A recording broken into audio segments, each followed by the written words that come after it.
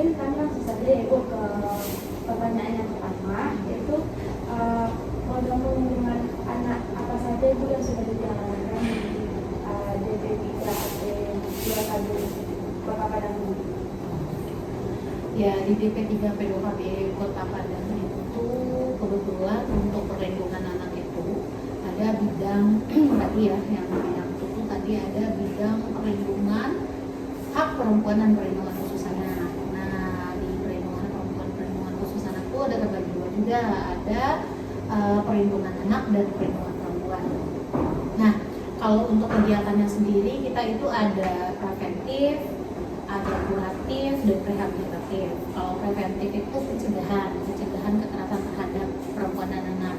Pencegahan itu berupa sosialisasi ke sekolah-sekolah, ke masyarakat, gitu, ke semua lini, gitu ya.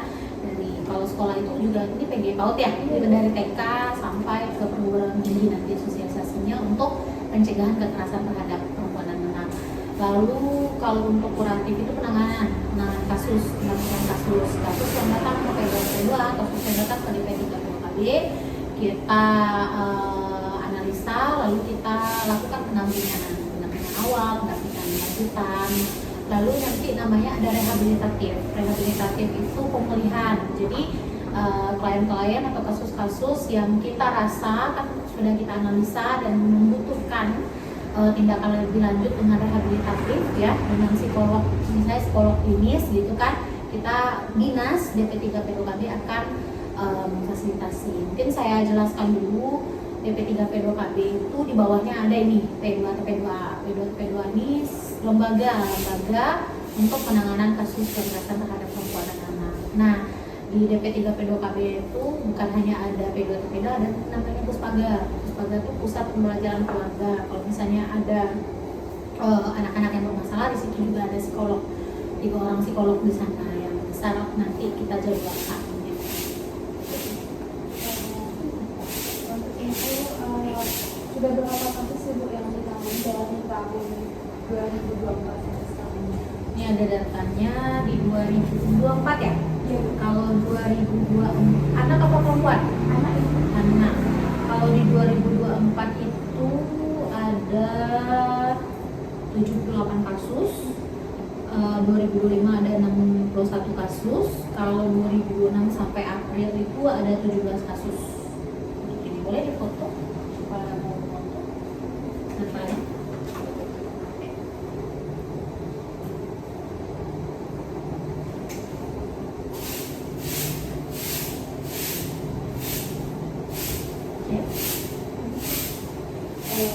kita lanjut kepada selanjutnya.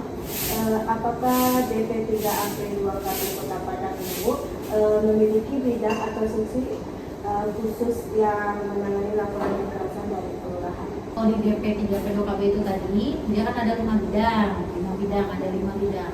Nah, salah satu bidangnya yang khusus untuk pencegahan, khusus untuk penanganan kasus kekerasan itu di bidang P3KA atau perlindungan hak perempuan perlindungan khusus anak.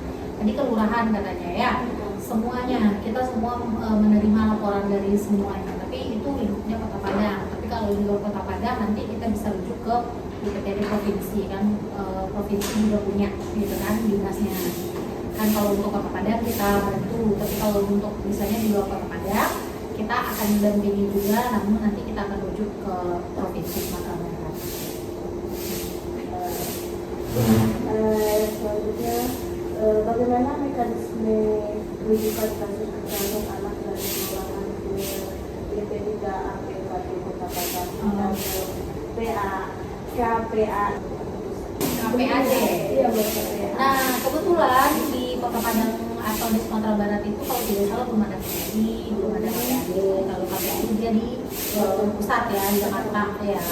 Jadi di Kota Padang itu sendiri ya, untuk menangani kasus itu kalau untuk gerak pemerintah DP3P2KB dan P2TP2. Sekarang untuk Kota Padang lagi proses untuk bikin UPTD Kota Padang. UPTD biasanya kan ada UPTD provinsi. Nah, untuk di Kota Padang sendiri UPTD-nya lagi berjalan gitu, lagi diproses. Nah, tadi apa katanya mekanisme kelurahan. Nah, kalau kelurahan sendiri DP3P2KB juga punya, sebenarnya itu ada program dari kementerian namanya PATBM, aktivis PATBM, perlindungan anak terpadu berbasis masyarakat. Aktivis tersebut itu berasal dari masyarakat. Jadi dari masyarakat yang ada itu ada aktivis-aktivisnya dieksakan oleh kelurahan dan kecamatannya, ada di 104 kelurahan dari 11 kecamatan PATBM. Nah, untuk pelaporan kasusnya bisa dari aktivis tersebut yang melapor ke kita, ke PDA, bisa juga nanti misalnya pihak kelurahan yang melapor ke dinas misalkan, atau masyarakat gitu ya. Kalau masyarakat, misalnya masyarakat butuh gitu kan, ada yang memang kasus itu belum bisa kita langsung jangkau, kita minta tolong ke kelurahannya, kita akan koordinasi dengan pihak kelurahan. Kalau bentuk pendampingannya kayak apa? Iya. Kalau pendampingan itu udah jelaskan juga tadi, pendampingan itu ada pendampingan awal. Pendampingan awal itu klien atau korban melapor ke Samsung ini atau ke dinas, dia banyak cara lapornya, ke kapal 129 bisa, dari sekolah juga bisa gitu, dari keluarga yang datang ke sini juga bisa gitu, banyak cara melapornya, itu ada banyak gitu ya. Nah, setelah itu kita lakukan namanya awal itu pendampingan awal. Pendampingan awal itu gimana kita mendengarkan apa ceritanya. Ada beberapa versi. Yang pertama, keluarga atau misalnya sekolah yang lapor dulu tanpa bawa korban. Jadi kita dengarkan dulu ceritanya seperti apa. Lalu setelah itu kita jadwalkan pendampingan selanjutnya, korban datang ke sini. Setelah itu pendampingan awal itu dengan cara konseling. Kita dengarkan apa keluhannya, apa kasusnya, apa permasalahannya. Setelah itu kita analisa kasus ini harus seperti apa. Karena tidak semua kasus itu, misalnya tidak semua kasus itu masuk ke ranah hukum. Tidak semua kasus juga kita akan lakukan pemulihan. Jadi kita lihat dulu, kita analisa dulu kasusnya seperti apa. Jadi pendampingannya ada banyak, pendampingan awal, pendampingan lanjutan, nanti gitu ya, pemulihan dan lain-lain. Mungkin pada saat itu apa saja sih Bu, contoh kekerasan pada anak yang seperti Iya, tadi mungkin udah difoto juga.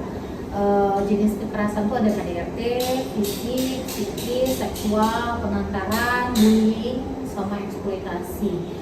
Nah, kalau untuk di P2P2 atau DP3P2KB sendiri itu memang kalau untuk kasus anak ini kebanyakan itu nggak kebanyakan sih ya. Kalau dilihat dari jumlahnya itu memang yang melapor itu atau yang banyak itu kasus kekerasan seksual pada anak.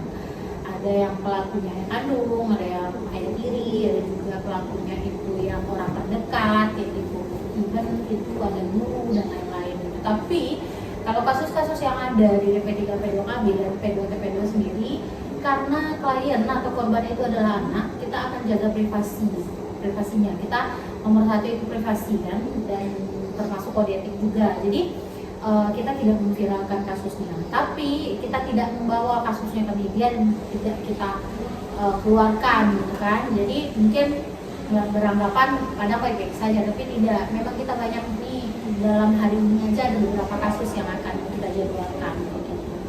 Jadi kenapa? Karena anak itu masa depannya masih tinggi, masih panjang, dan kita sangat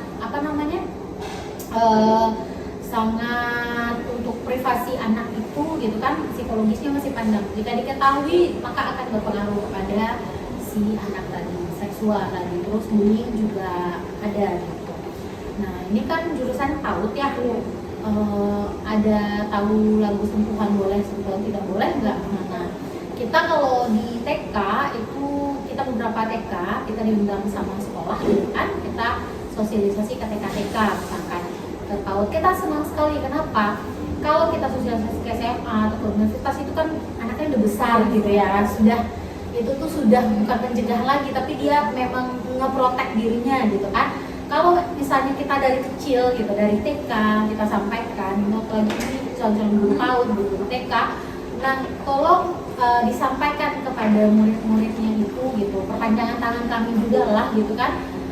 yang mana yang boleh disentuh, yang mana yang tidak. Karena kita kalau di TK memang kita anak-anak TK ya fokusnya cuma berapa menit ya, fokusnya cuma 5 menit itu udah luar biasa fokusnya ya. Jadi kalau di TK kita nggak mungkin sosialisasi yang narasumber seperti itu, bukan gitu kan, kita bernyanyi, bermain seperti itu. Jadi tolong disampaikan, karena anak TK, dari TK inilah, dari PAUD inilah yang bisa kita lakukan pencegahan itu dari TK gitu. Dari karena mereka mau besar, mereka mau SD, SMP, SMA dan kuliah gitu. Dari kalau basicnya mereka sudah kuat, mereka tahu loh apa yang bisa, apa yang boleh disentuh, apa yang tidak, apa yang dilakukan itu benar atau tidak gitu ya. Guru-gurunya menyampaikan itu. Nah, itu pencegahan kita akan berhasil seperti itu. Mungkin disampaikan kepada guru-gurunya, kepada murid-muridnya. Nanti saya juga kalau di sosialisasi di TK selalu bilang jangan mandi itu jangan tukar bajunya di kamar gitu kan. Biasanya kan kita biasa aja itu, tapi predator seksual itu ada di mana-mana gitu. Even kayak kamu sendiri, kayak diri sendiri, abang sendiri gitu kan. Jadi dari kecil itu di apa mandi, silakan udah bisa mandi sendiri seperti itu. Kalau misalnya mau dimandiin ya sama gendernya, mama, kalau yang perempuan sama mama, laki sama papa seperti itu kan. Jadi tidur juga udah dipisahkan kayak gitu. Jadi ya masalahnya saya pernah dapat klien ya, dapat korban, dia udah SMP kalau tidak salah, sudah hamil beberapa bulan, dia bilang apa kira masih ketek jadi orang bisa hamil gitu. Tapi dia sudah hamil gitu kan. Jadi karena apa? Karena ya pendidikan tadi gitu. Mungkin dia belajar biologi ya sekedar belajar biologi gitu, tapi belum ada yang pendidikan seks itu dari kecil gitu. Jadi mungkin ini karena guru-guru PAUD saya minta minta perpanjangan tangan. Bagusnya itu memang dari TK dan PAUD gitu, sampaikan gitu kan, yang mana yang boleh, permainan apa yang boleh atau tidak. Misalnya main dokteran itu nggak boleh lah gitu ya, main rumah-rumahan itu nggak boleh gitu ya, karena memang mengerikan sekali realitanya gitu. Kasus-kasus seksual, kasus-kasus bullying itu mengerikan sekali. Jadi kalau misalnya dari TK itu kondisinya sudah bagus gitu kan, insya Allah mudah-mudahan kita di adik SMP, di adik SD, di adik SMA bisa kuat juga. Baik Ibu, mungkin sekian pertanyaan dari Ibu. Terima kasih telah meluangkan waktunya. Ya, maaf ya. Mohon maaf jika ada salah penyampaian dan salah kata. Ya, kalau Pak. Sekian dari kami, assalamualaikum warahmatullahi wabarakatuh. Waalaikumsalam.